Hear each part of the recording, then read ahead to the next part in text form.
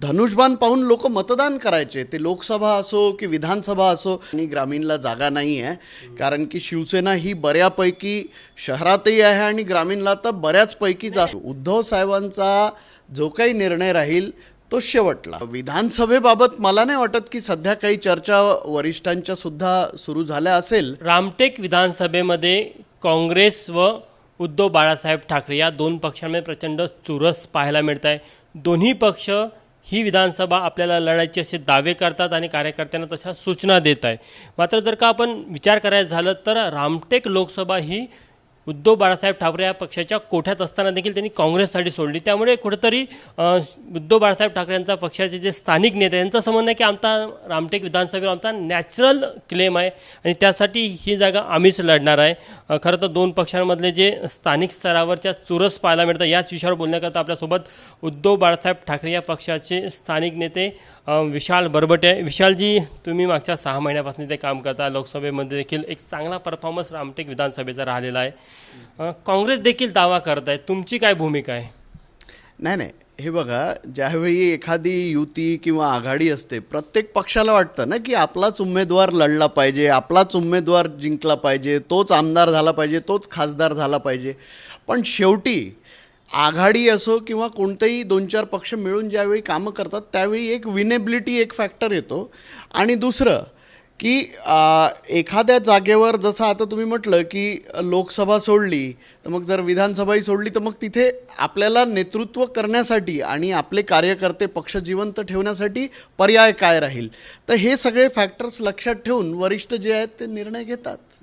दोन पक्षांमध्ये काय अंडरस्टँडिंग आहे, म्हणजे काँग्रेस असो किंवा तुमच्या सध्याच्या लेवलला काय अंडरस्टँडिंग आहे? नाही, सध्या मला वाटते विधानसभेबाबत मला नाही वाटत की सध्या काही चर्चा वरिष्ठांच्या सुद्धा सुरू झाल्या असेल. पण ज्यावेळी होईल त्यावेळी आम्हाला या गोष्टीची संपूर्ण खात्री आहे की रामटेक विधानसभा ही उद्धव बाळासाहेब ठाकरे या पक्षाच्या कोट्यात आली पाहिजे.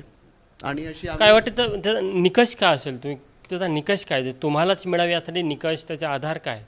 नाही, निकष आणि आधारपेक्षा हे बघा, आपण 2 वर्षापासून ती विधानसभा अतिशय चांगल्या पद्धतीने आपण तिथे आपल्या पक्षाचं संघटन वाढवलं आहे, आपल्या पक्षाची ताकद वाढवली आहे आणि आपला वर्षोनवर्ष तिथे प्रेझेन्स राहिला आहे. तिथे पूर्वी आमचा धनुष्यबाण जो आता या मिंदेंनी चोरला, धनुष्यबाण पाहून लोक मतदान करायचे, ते लोकसभा असो की विधानसभा असो. गेल्या 25 वर्षाचा इतिहास आहे. तर एक निकष तर हाही आहे की आपण वर्षोनवर्ष पारंपरिक ज्या जागा आहेत त्या लढवतो, तर त्या अशा सोडता येणार नाही ना. आणि प्रत्येक लेवलवर सोडणं हे जरा अवघड जाईल. म्हणजे शेवटी असं बघितलं तर सध्या एक जागा दिसत आहे नागपूर जिल्ह्यामध्ये, शहरामध्ये पण ती जागा नाही आणि ग्रामीणमध्ये पण नाही. त्यामुळे तिथे तुम्ही एकदम तुमची जी बाजू आहे ते रेटून धरणार? नाही, मी असं नाही म्हणणार की शहरात आणि ग्रामीणला जागा नाही आहे कारण की शिवसेना ही बऱ्यापैकी शहरातही आहे आणि ग्रामीणला तर बऱ्याचपैकी जास्त. विधानसभा लढत नाही, विधानसभे क्षेत्रानुसार. हां, बरोबर. यापूर्वी लढल्या नाही आहे, लढलो आपण रामटेक आहो.